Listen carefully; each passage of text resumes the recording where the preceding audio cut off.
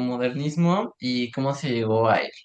Bueno, el tardomodernismo surgió aproximadamente entre los años 60 y 80 como una evolución crítica del movimiento moderno y no aparece de la nada, sino como respuesta a los problemas que el propio modernismo empezó a generar. Aunque el modernismo proponía funcionalidad, orden y universalidad, en la práctica muchas veces terminó produciendo espacios repetitivos, rígidos y poco sensibles al contexto social. Sí, por ejemplo, muchos conjuntos habitacionales modernistas no funcionaron como se esperaba. Eran demasiado estandarizados y no respondían a la diversidad en la vida cotidiana. Entonces, surge esta necesidad de replantear la arquitectura, pero sin romper completamente con lo moderno. Y ahí es donde el tardomodernismo se vuelve interesante porque no rechaza el modernismo, sino que lo cuestionaba desde dentro. Sí, sigue usando sus materiales y su lógica estructural, pero introduce mayor complejidad formal, más expresión y una intención más clara en generar experiencias especiales. Se podría decir que deja de ser una arquitectura completamente neutral y empieza a volverse más visible, más consciente de sí misma.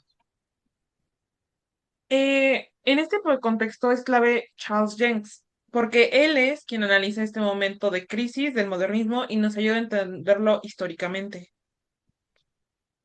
Él es famoso por hablar de la muerte del modernismo, por la realidad que se hace en señalar que ya no podría seguir funcionando como antes.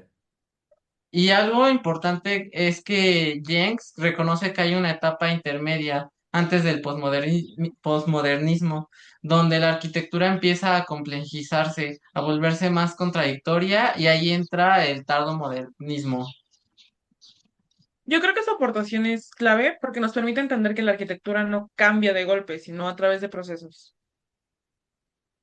El modernismo buscaba eliminar lo ornamental y centrarse en la función, que pues, era una arquitectura muy racional, y al igual universal. El tardomodernismo mantiene esa base, pero empieza a introducir más libertad formal, más expresividad y una intención de generar impacto. Y el posmodernismo ya rompe con esa lógica moderna, recupera el simbolismo, la historia y el contexto. Pero lo interesante es que el tardomodernismo no es una ruptura, más bien es una tensión interna. Sí, es como llevar al modernismo a su límite, hasta que ya no puede sostenerse igual. Yo lo veo como un puente necesario, porque sin esa transición, el cambio al posmodernismo habría sido demasiado radical.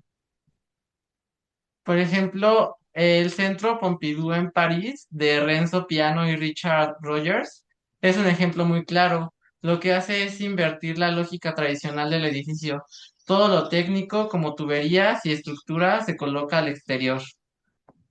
Eso lo convierte en una arquitectura muy expresiva, donde la tecnología deja de ocultarse y se vuelve parte del lenguaje arquitectónico. Además, como que genera una experiencia distinta, casi como si el edificio fuera una máquina que se puede ver. El Lloyd Building en Londres, de Richard Rogers, lleva esta idea aún más lejos. Toda la circulación y los servicios están en el exterior. Esto no solo es funcional, sino que también es una decisión estética. Y ahí ya se ve claramente la transición hacia el high-tech. Igual tenemos el Site Institute de Louis Kahn, que es distinto porque no muestra tecnología, pero sí es una monumentalidad bastante fuerte. Su composición y el manejo de la luz generan una experiencia muy potente. Y eso también forma parte del tardomodernismo, una arquitectura más consciente de su impacto espacial. El tardo modernismo abre la puerta al high-tech porque empieza a hacer visible la tecnología como parte del diseño. Arquitectos como Norman Foster retoman esta idea y la llevan aún más lejos. Y el desconstruismo, arquitectos como Frank Gehry toman la libertad formal. Y la convierten en algo mucho más radical y fragmentado. A mí el tardomodernismo me gusta, porque de hecho mantiene como esta base lógica, pero permite experimentar más allá. Sí, igual yo creo que fue necesario, más que nada porque el modernismo ya no respondía a la realidad de la sociedad. Sí, aunque también puede sentirse frío, creo que su valor está en ser una etapa de transición donde la arquitectura empieza a cuestionarse a sí misma. Y Justo. ya.